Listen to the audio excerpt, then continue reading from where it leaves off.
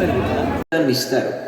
అదే ఎవరైనా కాశీ పట్టణంలో ఒకరికి ఒక వస్త్రద్వయాన్ని ఇచ్చారనుకోండి, 1,000,000 సార్లు వస్త్రదానం చేశాడు అని చెప్పి లెక్కలోకి తీసుకుంటారు. ఎందుకని అంటే ఆ భూమికి ఉండేటటువంటి లక్షణం అది ఆనందకాననం. కాశికాపట్టణము శంకరుని నెలవు కలి ప్రవేశింపడానంద కాననమున శ్రీనివాసంబు వారాణసీపురంబు ముక్తి సంధాయకంబు అవిముక్తకంబు అని కీర్తింపబడింది. అది ఎప్పుడూ పరమశివుడు ఉండేటటువంటి ప్రదేశం. అన్నిటిని మించి శ్రీనివాసంబు వారాణసీపురంబు సమస్తమైనటువంటి అనుగ్రహ కటాక్ష వీక్షణములకు కూడా నిలవైనటువంటి ప్రదేశం ఏది అంటే కాశీపట్టణం.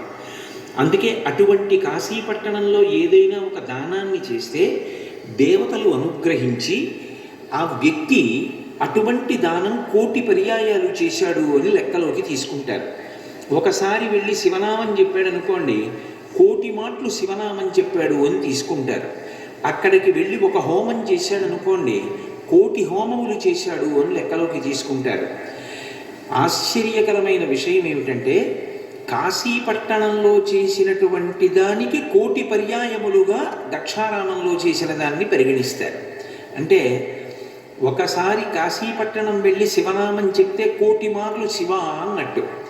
దక్షారామం వచ్చి ఒక మాట శివ అంటే 1,000,000 పర్యాయములు కాశీలో కాబట్టి 1,000,000కి 1,00,00,000 దక్షారామం వచ్చి శివనామం చెప్పడం వల్ల వచ్చేటటువంటి ఫలితం. అంటే అంత ద్విగుణీకృతమైనటువంటి పుణ్యాన్ని ఇవ్వగలిగినటువంటి క్షేత్రం కనుక, అంత గొప్పగా భీమనాథుడి యొక్క అద్భుతమైనటువంటి అనుగ్రహ ప్రసరణం జరిగేటటువంటి స్థానం కనుక, అటువంటి దివ్యమైనటువంటి క్షేత్రానికి వచ్చి భీమనాథుణ్ణి సేవించి ఆయన యొక్క అనుగ్రహాన్ని పొందాలనే ఆర్తి పొందనటువంటి వారు ఉండరు. దేవతా పదవులలో ఉన్నవారు కానీ అష్టదిక్పాలకులు కానీ ఎప్పుడూ అక్కడే ఉంటారు.